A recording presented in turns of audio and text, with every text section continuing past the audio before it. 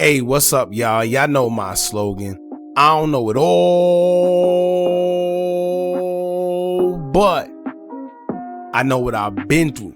Now, before we get into this video, please make sure you head on down to Instagram and follow us on our official Instagram page at Hookah Anonymous _. We're able to be a little more explicit, a little more uncensored, and share content freely without running the risk of having our channel terminated. So, once again, make sure you head on down to Instagram and follow us on our official Instagram page at Hookah Anonymous _. We're almost at 100,000 subscribers. So if you like this video, make sure you subscribe and hit that bell so you're notified every time we drop new content. Now let's get into what you guys came here to see. Now, grievance man, yeah, that's me.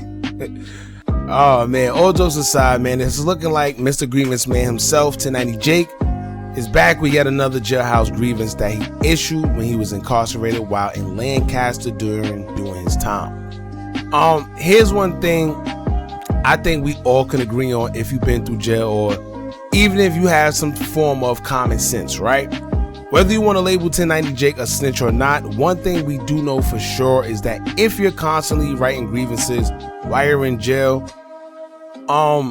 it's either one or two things, right? You're really being mistreated by law enforcement, or you're obviously afraid of something.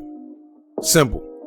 Whatever it is, if you're steady writing grievances while in jail, you're clearly afraid of something. And I made it clear in the last video we did covering this, that when inmates don't want other inmates seeing them talk to the COs, they drop grievances and low-key tell on illegal things taking place in the dorm.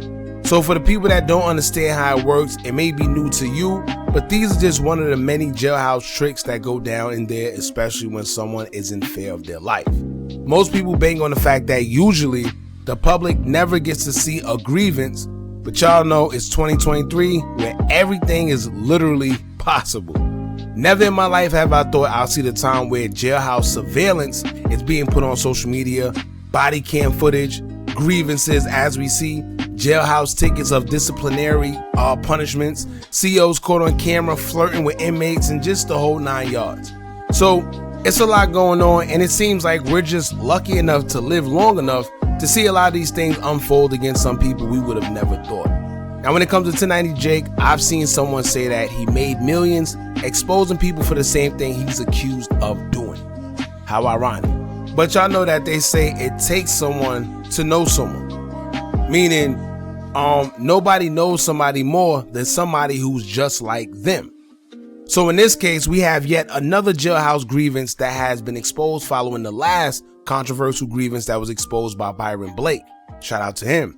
And the last one, some people were on the fences about whether 1090 Jake is actually a snitch. He went on a bunch of different platforms to explain his side of the story and defend himself, whereas some people heard him but still felt the same way, saying that he snitched. Now, a jailhouse grievance is one thing, but once you start naming names and attaching other inmates and crimes of your grievance and explaining the situation that took place detail for detail like your Maya Angelou, well, that's where he went wrong. And we're living in a time, in an age of social media, where please don't think you're going to get on here and call yourself exposing people and have skeletons in your closet, because somebody, somewhere is going to find it. No ifs, ands, or buts about it. Which goes back to the saying, do not throw stones if you live in a glass house. Simple. So enough with all the chat, let's get into what the document actually says. I'm gonna read the second grievance and I want to speak on it. And after that, I want y'all, after hearing what y'all heard about the grievance, to get in the comments and let us know what y'all think below as well. So the document says, quote, "Because I wrote a grievance explaining how I was threatened and blackmailed by staff and how I was given DRs for no reason, and a witness to 2 inmates being beaten by staff. I have been threatened even more by staff and am in fear for my own safety." 2/7/14, in which he meant February 7th, 2014, I received a visit from staff who told me when I leave confinement I will be beaten, that my food trays were given to me missing food and ripped apart. The staff from the main compound now have staff in confinement threatening me and taking my food. I have been told by staff they will spray me and set me up with weapons. I have been told if the staff cannot get to me, they will send inmates to assault me. I do not know what else to do. I'm not safe in confinement or on the main compound. I don't want to be put into protective custody because I will still be in the same housing unit getting threatened. I feel if I have a bunkie, I would at least have a witness. I will keep writing these grievances until I am helped. I am unsafe at Lancaster. I have Lancaster CI staff threatening to hurt me physically. I have reported and will keep reporting it to my family, who will be contacting Tallahassee. I have all the names of the staff threatening me. I am requesting to get shipped from Lancaster CI. I am not safe. I also have the date and time I was threatened, and my food was taken on video in Quad 4. At 11:50 through 12 o'clock, I was visited, threatened. At 12:30, given an empty tray with scraps, which was slammed into my cell. I refused the tray. It's all on camera. Please help me as soon as possible. I can't live here. These are the staff threatening me: Captain Sapp, Sergeant Martin, Sergeant Hodges, Sergeant Black, Officer Coy, and Officer Gross. Please help me.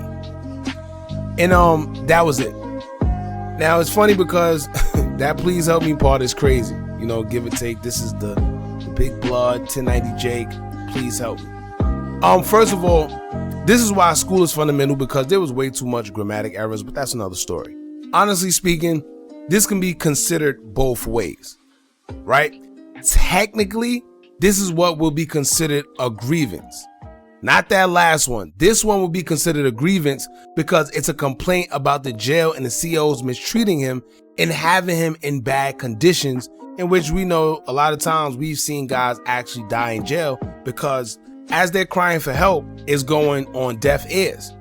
And when they don't get the help that they're seeking, whatever it is that they're complaining about, it usually gets to them, whether it's hunger, whether it's the heat, whether it's the conditions with nasty mold or rodents and rats and stuff like that. You know, these are the things that you put in grievances for, not an inmate or a fight that you got into with another inmate. None of that. But, right? And you know, it's always a but. Believe it or not, most people will still think that he is speaking too much, aka snitching, because if you're a gang member, you shouldn't be doing this. Right? The average person will say, well, Hookah, he was getting mistreated by staff. What do you want him to do? But guess what? There's certain rules that once you become a gang member, you abide by. You're no longer average. So stop thinking about these guys as being average. The same guys that, you know, want to point guns and tell you they did this and did that. They're no longer average, right? They're gang members. So you don't get the normal sympathy. It's just like being a civilian versus being in the streets or being a trapper or doing something illegal. If a civilian snitches, it is what it is because they're not involved in anything.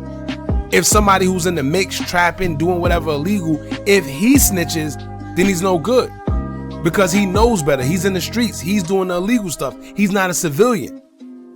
So call me insensitive or whatever, but I'm sorry. Don't expect me to have any sympathy for a gang member. Not the gangster flashing guns. Not the guy who blows up online from telling his war stories, portraying his image like he was in there holding it down, having a bunch of people fooled. Not the guy who makes a living off exposing other people, and when it's his turn, he's turning off comments on his social media. You see what I'm saying? You can dish it out, but you can't take it. You know? Now, I guess it's because I see this all the time, and it's probably why I feel the way I do. Guys do a bunch of time in jail and think just because they did time, that makes them tough. Come to find out, he did time, and the whole time he was in there, he was tucking his tail, but want to make it seem that he was holding things down when he get out. I see it all the time. So, in a nutshell, y'all, this right here would be considered a grievance to me, you know, for the normal person. But in all actuality, he's still naming names. I don't know if that holds any, weight to y'all, but he's still naming names, and some people will still consider this saying too much, believe it or not, because even though it's on officers, you do have them officers that's in there playing dirty, right? And now that I think about it, what did he do to the police to get them to the point to where they giving him this treatment?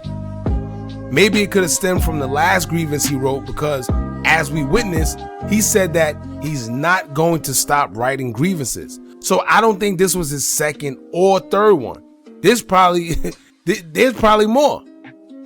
But here's where it gets interesting, because when he did the interview after the last grievance was exposed, he says it was just to get out of confinement. Although in the next breath, he said it's almost impossible to do that. On you, they're gonna be like, so I thought, you know what I'm saying? I thought they supposed to write nothing. You're supposed to not talk to the police and say. So like, how do you answer to the people who gonna say that? This is a grievance. The grievance goes to the ward and then goes to classification. So this is how you get out of confinement. We all got in confinement and we didn't do shit. This ain't no. You know. A few inches later. So you saying though, like the grievance that you wrote out or whatever, you had to write that to get out of confinement? Like that's like a mandatory thing, or you just working your move or something? I'm gonna be honest with you. Nobody really gets out of confinement. If you get a DR, yeah, pretty much not gonna get out of there. So the dilemma would be, which one is it? Was he writing a grievance just to get out of confinement? Or was he writing a grievance because he was really being mistreated by the jailhouse staff? And the fact that he said that he was told inmates will do it if the cops don't, that lets us know he wasn't respected by anybody there, because if he was, then that wouldn't be the case. Inmates just not going to jump on you if you somebody in there. But if you just some rinky dink and they don't really care, then yeah, they going to come after you. Because doing something to you doesn't matter. You know, there's no consequences behind it. But then when you say things like, the staff would have other inmates assault me, y'all know what the next question that the cops is going to ask? Well, who's the inmates? You know, who's the other inmates that does things like this? Y'all see how that works? So, I don't know. I'm going to leave it up to y'all. Now that y'all see what's going on, y'all see the document, y'all heard what was in the document. Y'all jump in the comments and let me know what y'all think about the second grievance exposed on 1090 Jake. And don't forget to like, comment, share, and subscribe. Hit that bell so you're notified every time we drop new content. And remember, as long as you keep on watching, I'm going to keep on dropping. And I'm out.